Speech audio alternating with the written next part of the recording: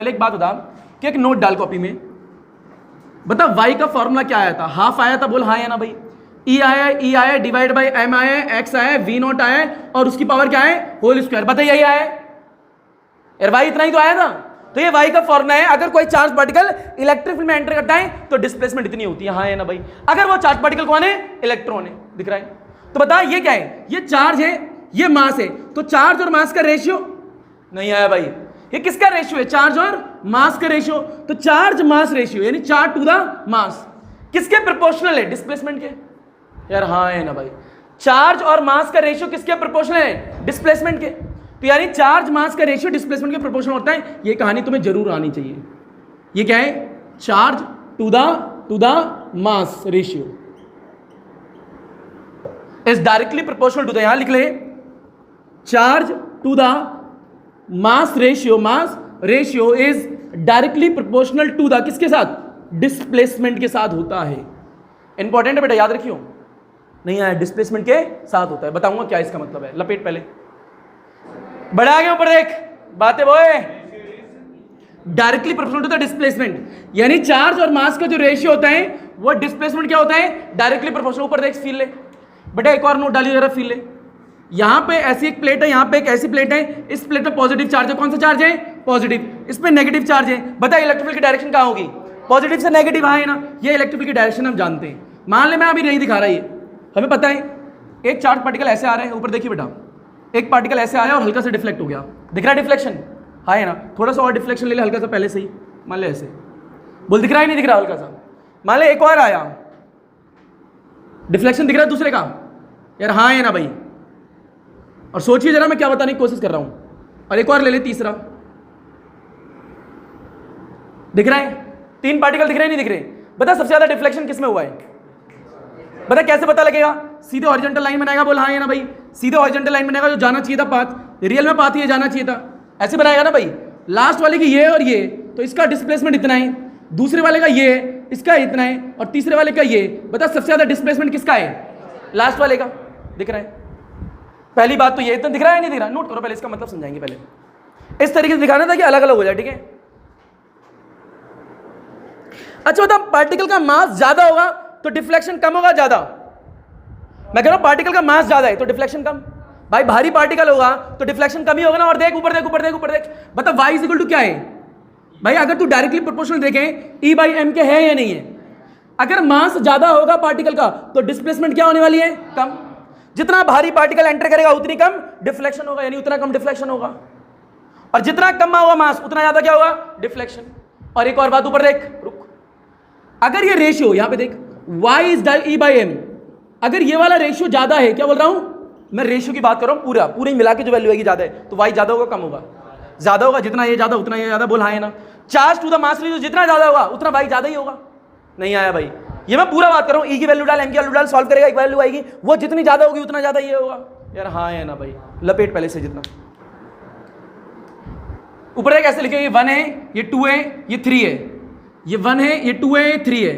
तो displacement in y is more than the displacement by, ये 2 वाले से और मोर देन द 1 वाले से, ऐसे लिख लियो, ठीक है? तीसरे वाले की डिस्प्लेसमेंट सबसे ज्यादा दिख भी रही है तुम्हें।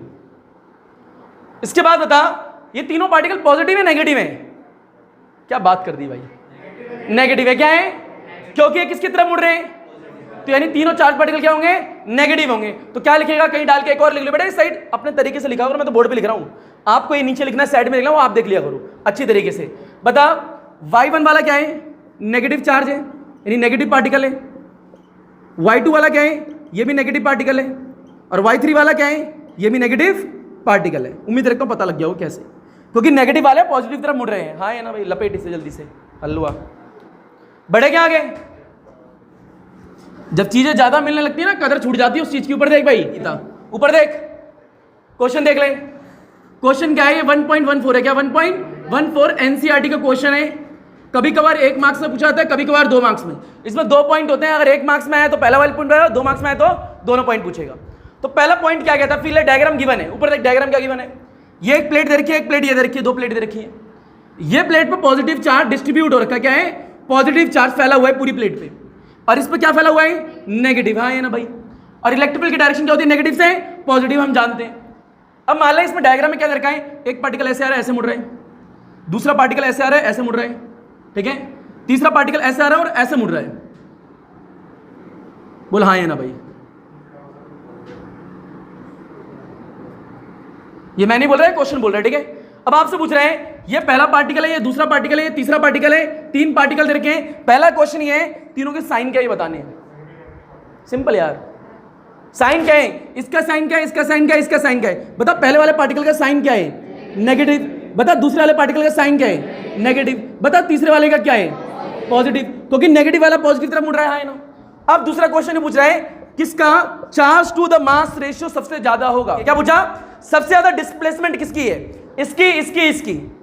तो सबसे ज्यादा डिस्प्लेसमेंट किसकी, कैसे निकालोगे, ऊपर देख भैया, तू यहां से बनाएगा, सीधी लाइन यहां तक है, आगे बढ़ाया बढ़ाया बढ़ाया, बता ये क्या है, y1 तेरे लिए। बोल हाँ है ना।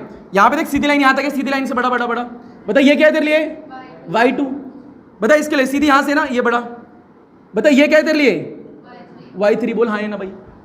बता सबसे ज्यादा डिस्प्लेसमेंट किसने करी है, y3। रीजन पूछ रहा था क्यों, बिल्कुल, charge to the mass ratio जिसका ज्यादा होगा उसका डिस्प्लेसमेंट क्या होगी, ज्यादा। तो क्वेश्चन में यही पूछा था कि किसका डिस्प्लेसमेंट सबसे ज्यादा है। रीजन क्या है, y3 के डिस्प्लेसमेंट क्या है, सबसे ज्यादा है, हाँ है ना।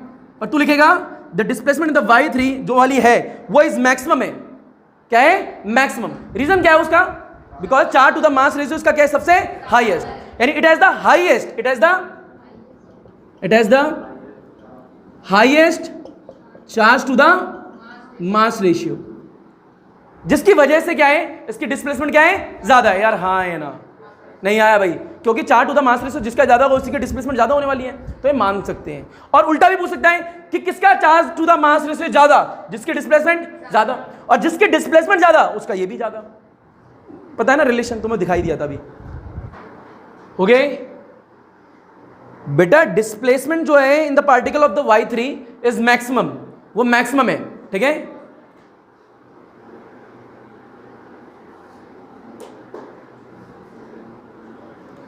जो y3 वाले की डिस्प्लेसमेंट वो सबसे ज्यादा है, इट मींस क्या, charge to the mass ratio भी उसका सबसे ज्यादा होगा। रीजन फॉर्मूला तुम्हें पता है,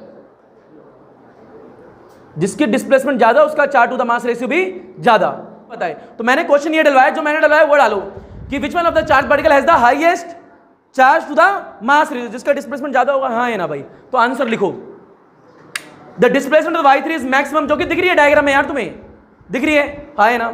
इसी वजह से नीचे वाली लाइन कॉपी पेस्ट कर लेना, it is the highest charge to the mass ratio, क्योंकि डिस्प्लेसमेंट उसके सबसे ज्यादा है।